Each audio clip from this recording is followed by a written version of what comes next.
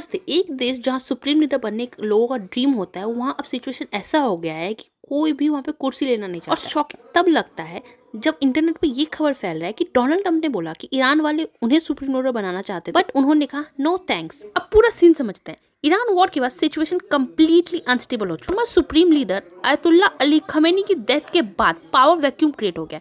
उसके बाद उनके बेटे मुर्तज़ा खमेनी को सुप्रीम लीडर बनाया गया, लेकिन अभी वो ज़्यादा पब्लिक में दिखते नहीं हैं। और इसी बीच ट्रम्प ने एक बड़ा क्लेम किया, ईरान के लीडर खुद डर रहे हैं, कोई भी वहाँ का सुप्रीम लीडर बनना नहीं चाहता है, क्योंकि जो भी वहाँ बनेगा उसे यूएस इजराइल का नेक्स्ट टारगेट होगा। तो ये खबर फैल रहा है कि ट्रम्प ने बोला कि वो मुझे सुप्रीम लीडर बनाना चाहते हैं, बट मैंने नहीं बोला कि मुझे नहीं बना।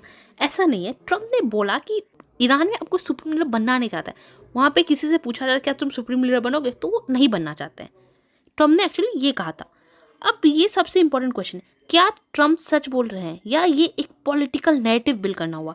रियलिटी ये है कि ईरान ऑफिशियल्स ने कहा कोई नेगोशिएशन नहीं हो रहा है। ईरान ने क्लियरली यूएस के जो पीस टॉक था उसको डिनाई कर दिया है। ट्रम्प ने जैसा सोचा था कि जैसे वेनेजुएला में किया था कि गए थे, मदुरो को उठा लिया, कंट्रोल में ले लिया वेनेजुएला को, ईरान वैसा नहीं कर रहा है। आयतुल्ला अली खमेनी के डेथ के बाद भी ईरान यूएस को जवाब दे रहा है।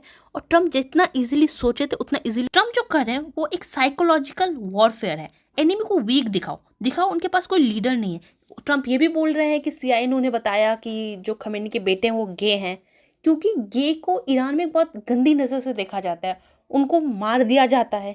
इसीलिए ट्रम्प चाहते हैं कि जब पता चले सबको कि वो गे हैं तो उनको भी वहाँ पे उनके खिलाफ कू हो जाए। ट्रम्प ये चाहता है। डोमेस्टिक पॉलिटिक्स, ट्रम्प अपने सपोर्टर्स को दिखाना चाहते हैं कि ईरान कोलैप्स कर गया है, यूएस जीत गया है, मैंने जो सोचा था वही हुआ है, मैंने सब कुछ अचीव कर लिया। लेकिन ग्राउंड रियलिटी ये नहीं है और ईरान भी झुक नहीं रहा है यूएस के सामने। ईरान जवाब दे रहा है।